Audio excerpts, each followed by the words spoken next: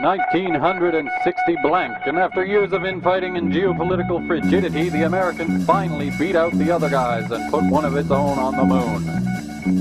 This place ain't made of cheese after all. Now that was the space race of the 1960s. A manned space race. A race with space balls. The kind of race with very concrete geopolitical motivators that you could really sink your space teeth into. You had Russia and the US all vying for a decade to get one man onto the moon.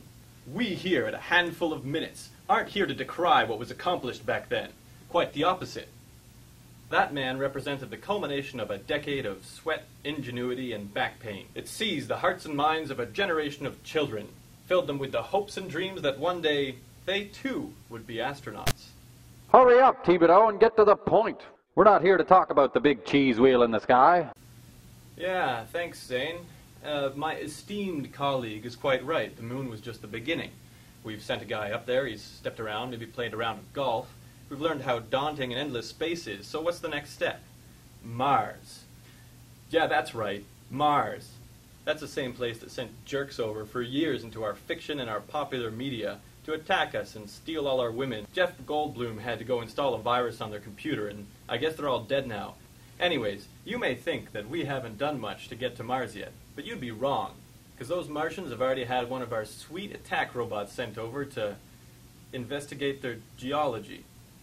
A 300-kilogram lump of robotics just skimming on into that Martian atmosphere at 19,000 kilometers an hour, only to break itself with, like, heat-ablative shielding and retro rockets and supersonic parachutes, breaking something from 19 million meters an hour down to mere highway speeds is quite a feat, you will agree. It's better than you can do in your mom's Civic anyways. The rover yielded promising results, evidence of possible water and also minerals, information that we can really use to get a bump up on the other guys.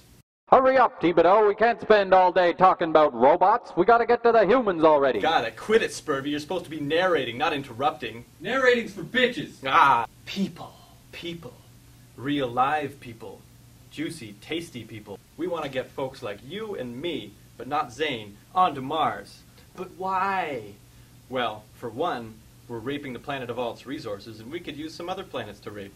In fact, there are many more reasons to go to Mars than just that. You know that handful of minutes about post-apocalyptic living?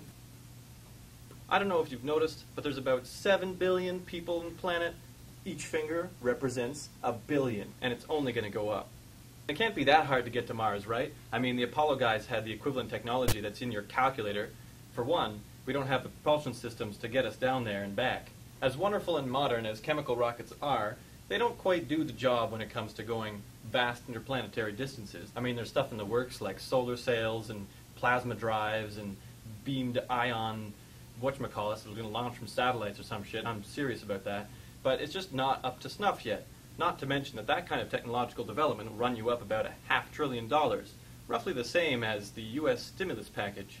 You'll agree that that kind of funding is still a long way off.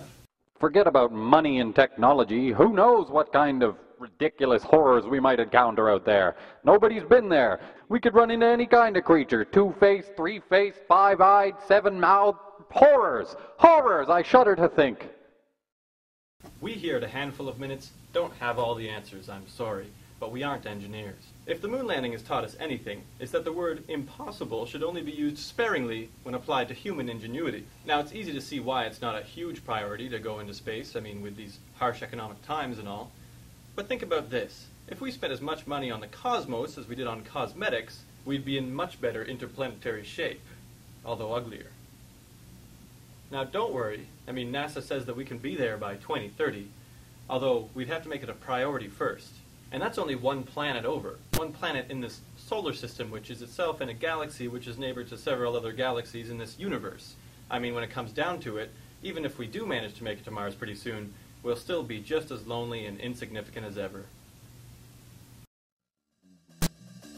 And that's the end of Joe Thibodeau's Handful of Minutes. Friggin' Thibodeau. If he ain't careful, I'm gonna put him on Mars by 2010. Forget 2030. He'll be right at home alongside Oliver. What are you doing? Joe, get away from me. No! Fuck, rape! Rape!